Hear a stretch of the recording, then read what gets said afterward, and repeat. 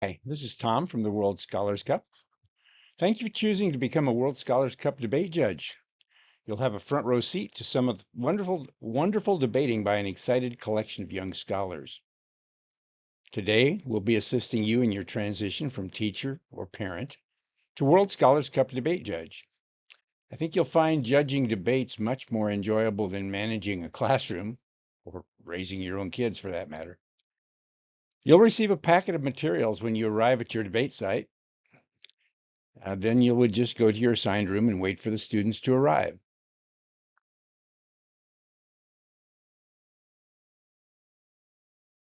The debate day at the World Scholars Cup consists of 2 rounds of debates on each of the debate days, a morning set of 3 debates and a similar afternoon set of 3 debates. Some time will be needed for getting everyone to the correct place at the start of the day and right after lunch, so be on the alert for announcements and changes that may be needed during the day.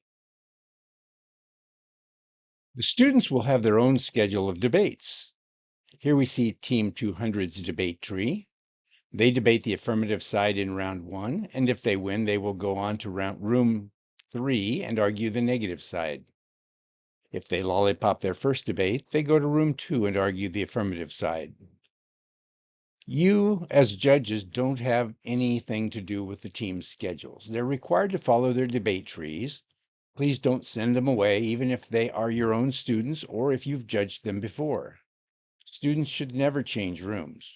Judges, on the other hand, frequently need to change rooms in the case of conflict. Judge packet will contain these 5 documents: a script, score sheets, judge criteria and notes, debate motions, and a judge guide. The debate script tells you what to say and what to do. This is your primary guide on how to run the debate. On the script, when you have black on white writing, you read that verbatim. When you see white text on a dark background, that's a description of actions that you'll need to carry out. You'll have 3 score sheets in your morning packet, and you'll get 3 more for the afternoon session in a new packet. These are bubble sheets that you fill out by coloring in ovals and are read by computer. Try to avoid making a lot of stray marks on your sheet, as it may interfere with the computer being able to read the data.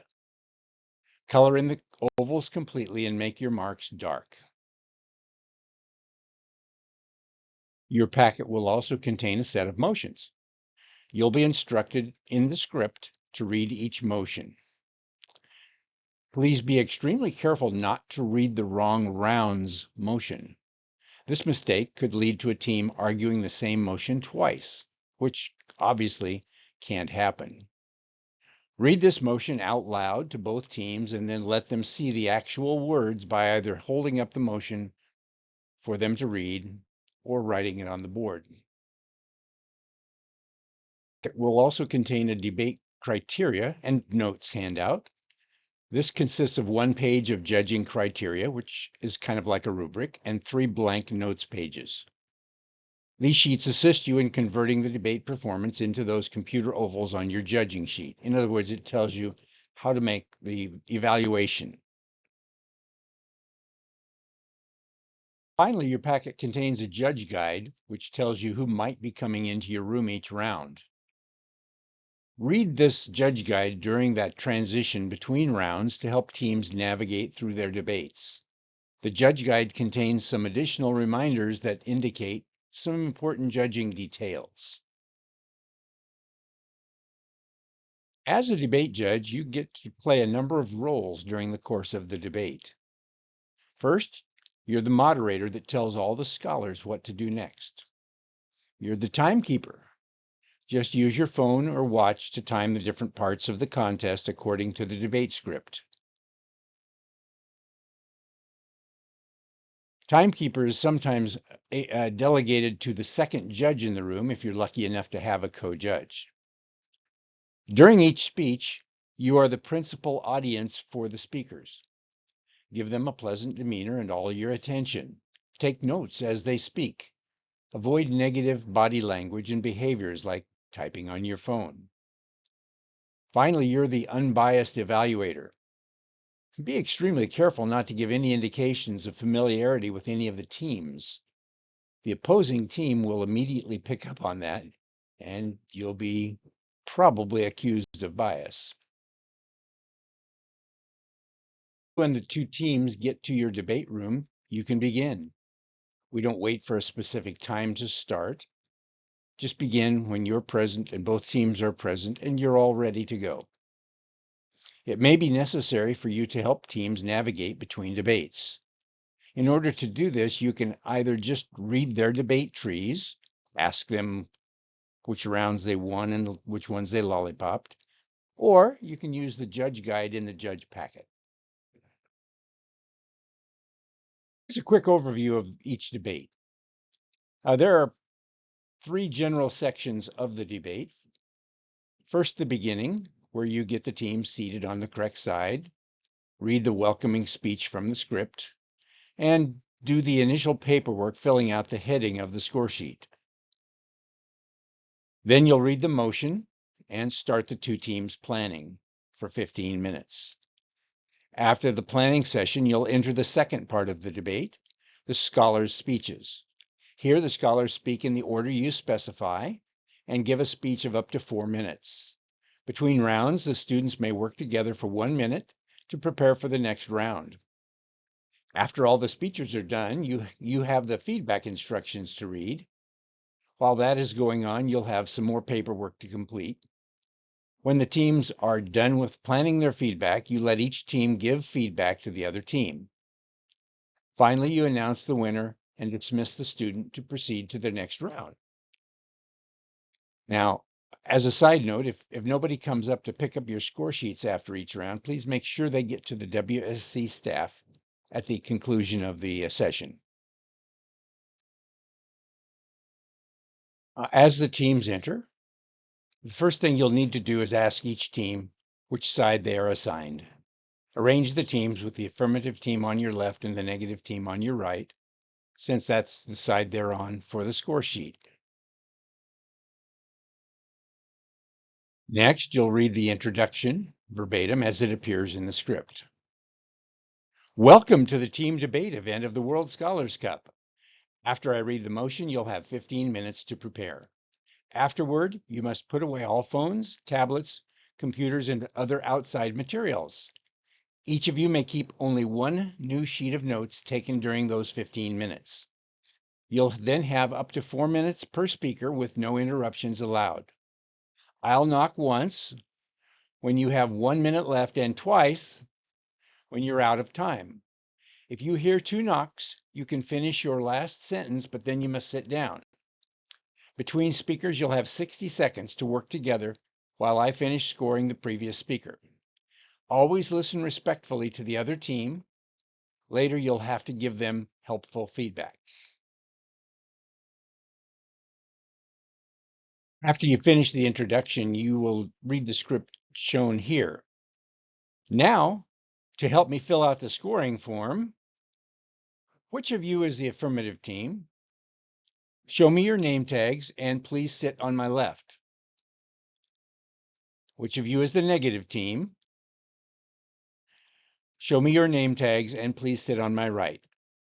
Now, when you see the name tags, you will need to write that team number down in the blank beside affirmative team ID and negative team ID. Then you'll need to bubble in the 3 digits of the number, enter the round number, and enter the room number. If you happen to have a 2-person team, just below that, there's a little place to bubble in the letter of the scholar who is not present. You don't need to bubble in the letters of the ones who are present. Here we see a scholar's name tag, consists of a number, here 238, and a letter, here A. All the members of each team have the same number, but a different letter. In this example, you would fill in 238 on the blank, and then bubble in the 2 on the first row, 3 on the second, and 8 on the third. Be sure not to inadvertently fill 2 bubbles on the same line. And again, make your coloring nice and dark. After filling out the heading, please read the motion and let each team have a chance to see the motion. Here is the example motion. Resolved that it would be good to have a technology that tells you when you're making a mistake. You don't need to explain the motion to the scholars. They can draw their own conclusions about the words and their meaning. Then you would just hold up the motion to each team in turn, or write it on the board so they can actually see all the words. Students get the motion. They have a 15-minute planning time. During this time, they may use their devices to research the topic. They may not use their devices to communicate with persons outside the debate room. They may not use their devices to have some intelligent website write their arguments for them. During this planning time, they should prepare notes to use during their speeches. During their speeches, they may not use devices and they may not use materials prepared ahead of time during the speeches. They should be prepared with just one sheet of paper to use during the speeches. When their plan time is done, call them back together. Time is up. Affirmative speaker number 1, what is your student letter? Fill in the oval corresponding to the student letter of the first speaker. Have them show you their name tags to make sure you get the correct letter. Here we shaded in B for Scholar 801B. Ask each speaker in turn to come to the speaker's position, standing directly opposite you to begin their speech.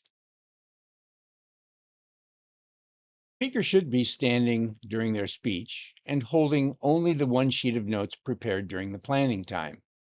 Start your timer when the student begins speaking. After they have been speaking for 3 minutes, knock once on the table. After they have been speaking for 4 minutes, knock twice on the table. If they continue to speak, just keep knocking until they stop. Keep the positive body language going on during their speech. Keep your nice, pleasant face on. Make this a pleasant experience for the scholar.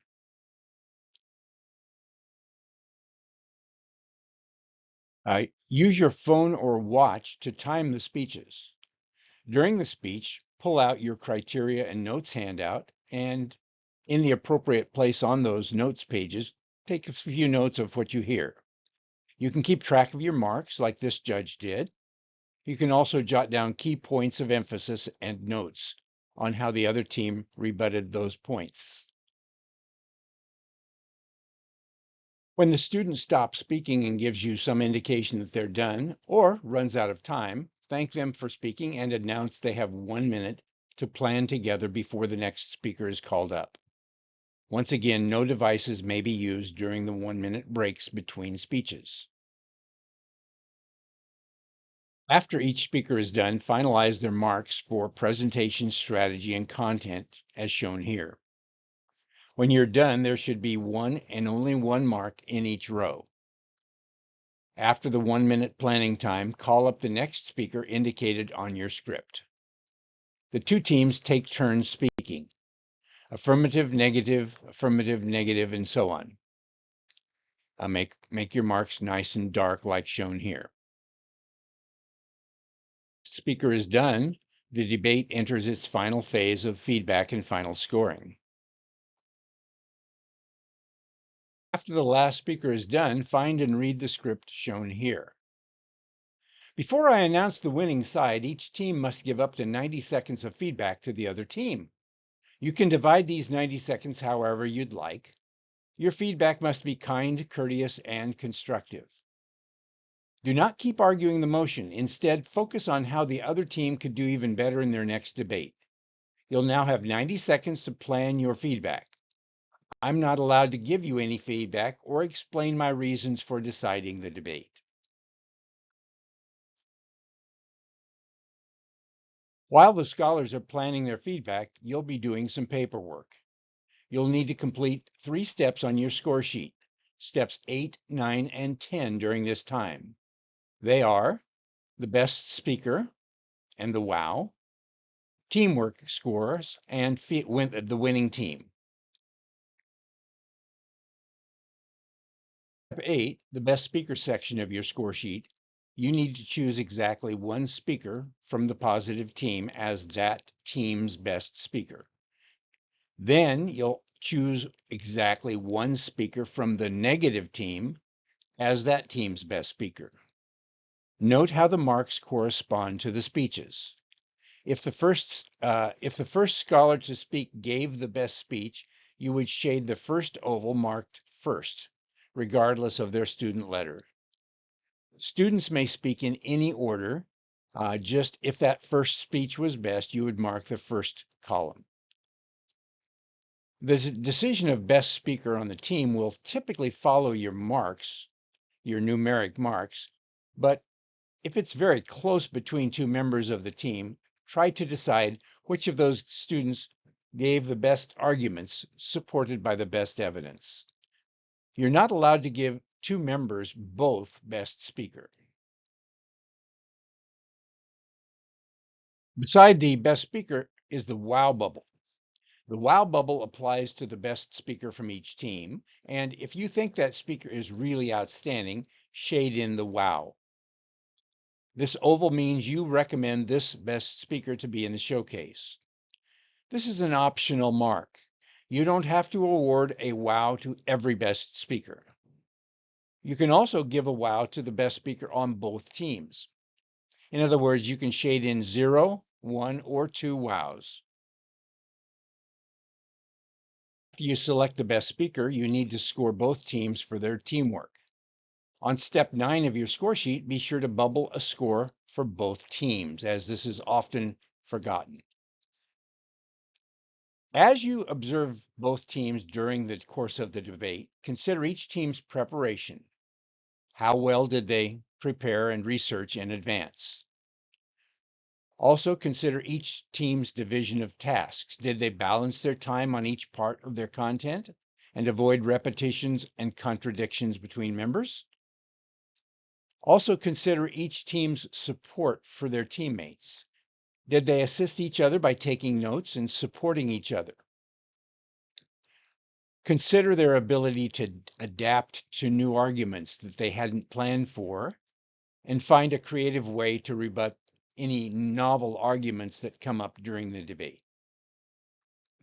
These are all factors that you would consider when scoring each team for teamwork. Task during the feedback planning time is to select the winning team. Fill in the bubble for only one of the two teams. This determines where the teams go for their next round, so you cannot give a tie for the match. When choosing the winning team, just think about the totality of their arguments. Overall, which team made the best arguments using the strongest evidence? Usually this coincides with the higher marks, but in some cases you might have an extraordinarily strong final speaker and the winning team might have a slightly lower set of marks. You can be assured that declaring the winner has no real effect on the team's points. The team score is simply the sum of the speech scores. 90-second feedback planning session, you read this. It's time for the peer feedback session. Please speak from your seats. I will stop you after 90 seconds. Negative team, you may go first. You'll first invite the negative team to give their feedback. They may divide the time among their members as they see fit. In other words, they don't all have to speak. One scholar could give all the feedback, or they may choose to have each speaker speak a little bit about the other team's performance. When the negative team is done, invite the positive team to give its feedback. Remember, you don't give any feedback to either team, either verbal or nonverbal. One of the constants in the World Scholars Cup debate is that after the contest, teams will complain to the WSC staff that they had a biased judge. And we'll say something like, "Why do you think that?" In a recent contest, the student answered, "Because the judge smiled more at the other team than they did to us." The body language is read very carefully by all of the scholars, and you have to be very careful what you do and what you say. Feedback session is done. Score the feedback in step 11 on the score sheet. Again, due to the busyness at this time in the debate, this one is often omitted by judges. Give high feedback scores if the feedback is helpful, positive, and kind.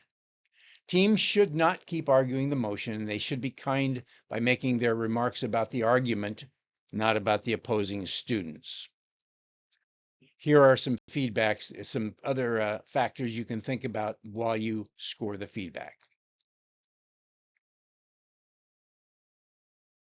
After you have scored the feedback and announced the winner, you need to sign your score sheet for the computer. Your signature includes 2 initials and your birth month. Always fill in exactly 1 oval on each line. If you only have one name, use the first 2 letters, such as Cher might sign her sheet CH. If you have more than 2 names, like John Jacob Jingleheimer Schmidt, pick your favorite 2 initials. Just use the same initials for each round. Then fill in your birth month on the 3rd line. The purpose of this is to help us to make the contest more fair. We're going to analyze your marks, comparing judges by seeing how they score common students. In order to do that, we need the IDs on each sheet so the computer can read them. Finally, proofread your score sheet for errors and for completeness. Most common errors include omitting marks, especially teamwork and feedback. We often see a lot of other mistakes, including forgetting to fill in the student letters A, B, and C, or X, Y, and Z, and getting the team number bubbles incorrect. The last section of this presentation is a discussion of how to apply the scoring criteria to come up with valid and accurate scores for the student speeches. Your marks for presentation, strategy, content, teamwork, and feedback use a 6-point scale as shown here. Notice the rough translation between the numbers and the performance. 2 means needs work, 7 is exceptional, and so on. If you get a random set of scholars throughout the day, think of this as the grading curve, if you will. An interpretation might mean you would give something like 10% twos, 16% threes, 24% fours, 24% fives, 16% sixes, and 10% sevens, or something like that. Nobody would have that exact, but that's the idea that this is kind of the curve. Taking the liberty of borrowing some scores from a recent round. Here I see the scores from a judge who we can call Tough Tammy. At the top, we see that Tough Tammy had an overall average score of 62.6%. Also at the top, we see the relative statistic of negative 11.74. This means that Tammy's marks were 11.74% lower than the other judges who judged those same students as Tammy. You can look at the overall marks, the color-coded marks, as with lots and lots of shades of red. Red means that your marks are in the bottom half of the scoring scale. Tammy here gave very few marks above a 4. This is the result of comparing each judge to the other judges who had the same scholars. And so this is where we are judging you to see if you are an easy judge or a hard judge. Here's a judge's marks from the other end of the scale. Call this Judge Generous Jerry. Notice that Jerry's average score for the day was 90.4%. Jerry scored his speakers 13.15 points higher than the other judges who saw the exact same students. You look at the statistics, that's the REL, or the relative score. Jerry has no red showing anywhere on his page. He gave nothing all day below a 5 and gave mostly 6s and 7s all day long. I want you to be like either one of the judges we just saw. We'd like your scores to be pretty consistent with the other judges in the contest. About scoring in general, be consistent throughout the day. Consider presentation, strategy, and content independently as you listen to each speech. Try to use the full range of scoring throughout the day. You may have rounds where you score mostly high and other rounds where you score mostly low, but don't just be a one color person on your scores. Keep in mind the general level of the tournament you're scoring. A student who does well at regional may be the lowest performer at the Tournament of Champions. You should scale your marks according to the kind of competition you expect to come in your door. A judge who gives all high or all low scores doesn't help us much to select the best teams.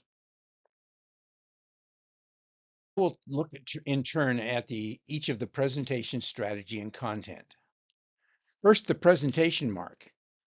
We give each speech a presentation mark, and it refers to the speaking and the presence of the speech. Consider speech clarity, rate, and pitch.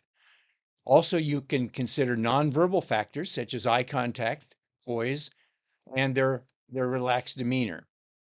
Don't score someone badly because they have an accent. Everyone has some kind of accent.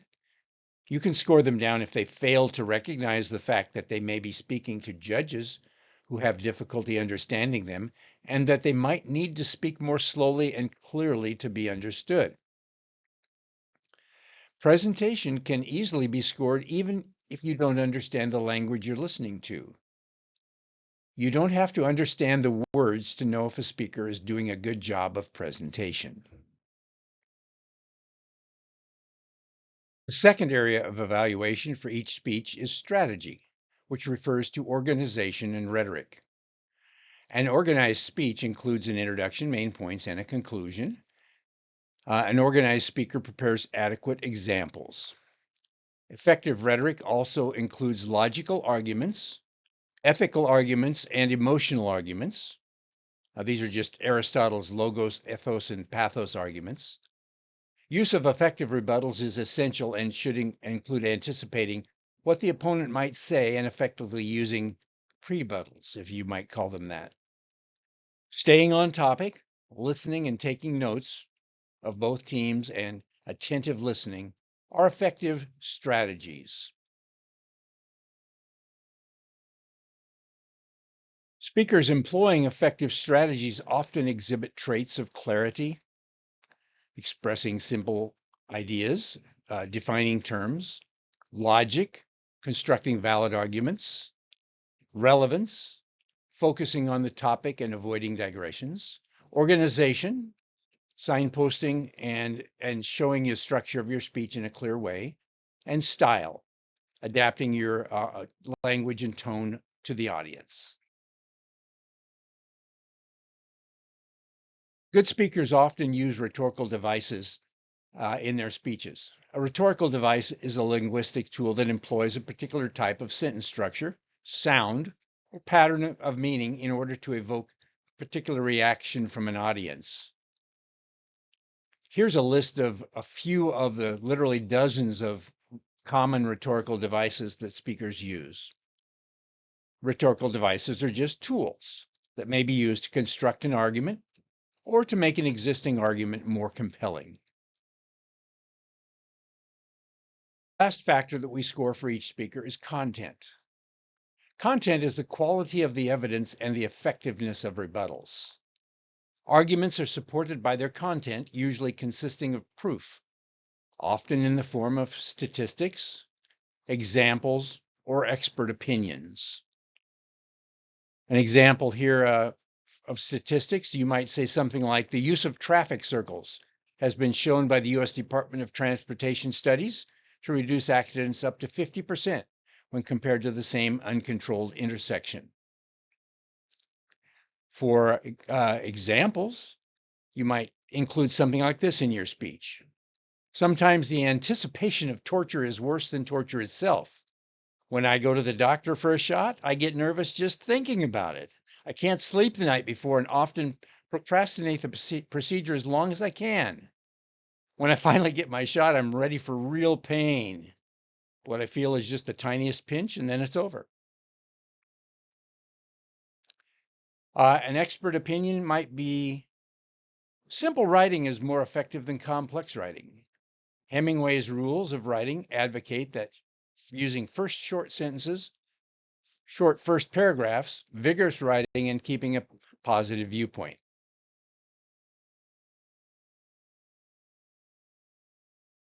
No matter what kind of content you present, the quality should be evaluated by the judge also.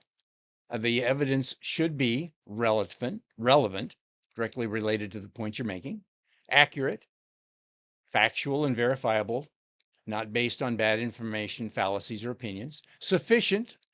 They should have enough to support their claim and counter opposing arguments, and credible, should come from authoritative and trustworthy sources. Well, that's pretty much what I have for you today. This presentation should be available as a PDF file pointed to by this QR code. You should be able to find the QR code on your handout also. Point your phone's camera at the QR code and you should be able to download this PDF. Thanks for listening.